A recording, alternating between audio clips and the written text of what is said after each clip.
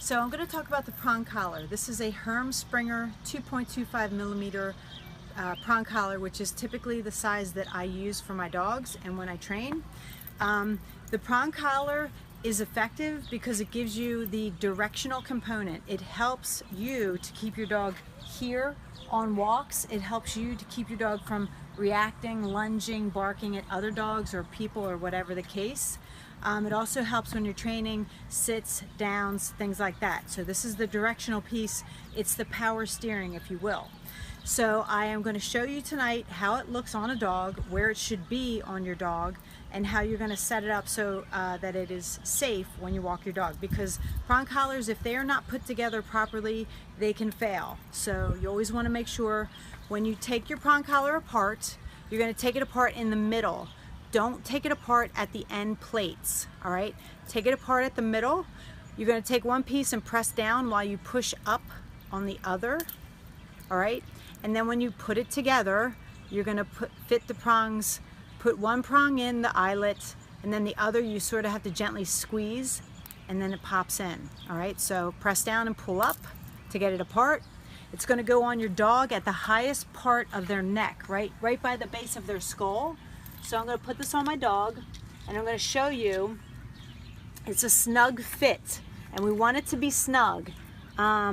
So there you go. You're going to fit those prongs in the eyelets, and then you know you have a secure fit there. What you want to do is you then want to rotate the collar and make sure that the chain part, you have the round circle, that's the dead ring, and then this is the live ring. You want to make sure that is at the base of the skull at the top here.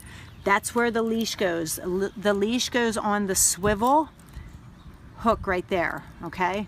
So that's how you fit it. The next step, never forget this step. This is a carabiner, okay? Especially if you've got a reactive dog. You want to take this safety carabiner and you're going to hook it to the O-ring of the collar, and then you're going to hook it again to the D-ring of your flat collar, okay, or whatever collar you've got on your dog. That way, if this prong collar ever comes apart, because they can, if you mishook them, they can fail. I just took it apart so you'll see you still have your dog. So that's really important. Never ever miss that step, the safety carabiner, all right? So those are the components of the prong collar.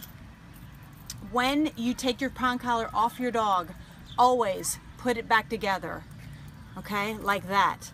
This way, if you take your prong collar apart at the end, like I told you not to, okay, this is what will happen.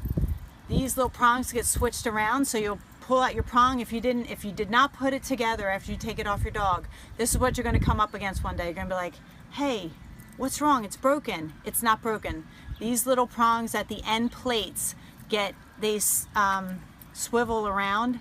So just always make sure that you take it apart and put it back together so that you don't have a jumbled mess of prong and you're trying to figure out what has gone wrong.